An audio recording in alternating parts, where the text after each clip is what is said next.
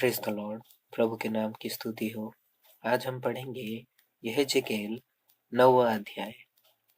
फिर उसने मेरे कानों में ऊंचे शब्द से पुकार कर कहा, नगर के अधिकारियों को अपने अपने हाथ में नाश करने का हथियार लिए हुए निकट लाओ।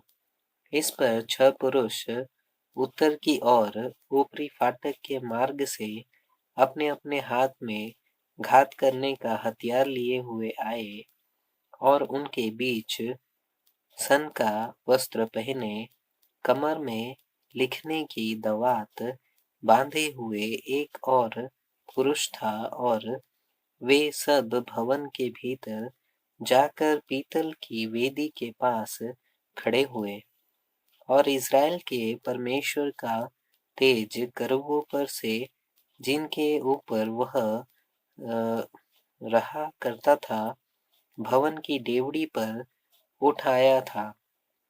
और उसने उस सन के वस्त्र पहने हुए पुरुष को, जो कमर में दवात बांधे हुए था, पुकारा।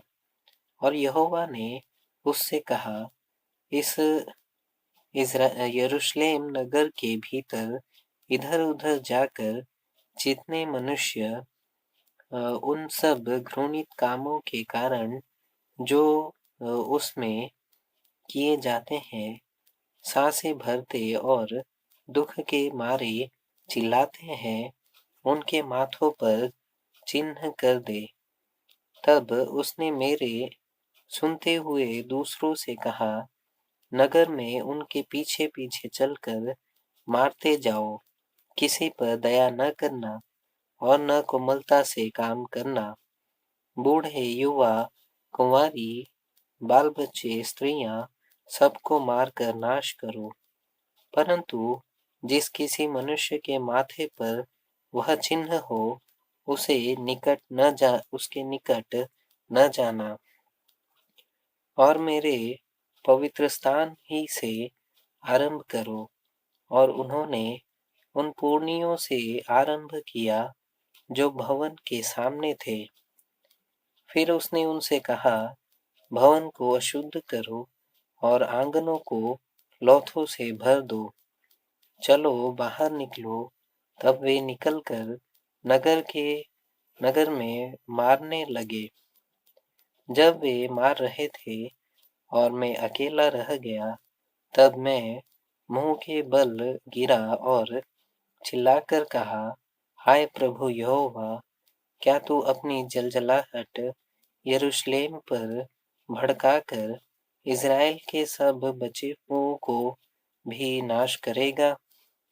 तब उसने मुझसे कहा, इज़राइल और यहूदा के घरानों का अधर्म अत्यंत ही अधिक है, यहाँ तक कि देश हत्या से और नगर अन्याय से भर गया है। क्योंकि वे कहते हैं कि यहोवा ने पृथ्वी को त्याग दिया और यहोवा कुछ नहीं देखता, इसलिए उन पर दया न होगी, न मैं कोमलता करूँगा, वरन उनकी चाल उन्हीं के सिर लौटा दूंगा। तब मैंने क्या देखा कि जो पुरुष सन का वस्त्र पहने हुए और कमर में दबात बांधे था, उसने यह कहकर समाचार दिया, जैसे तूने आज्ञा दी मैंने वैसे ही किया है।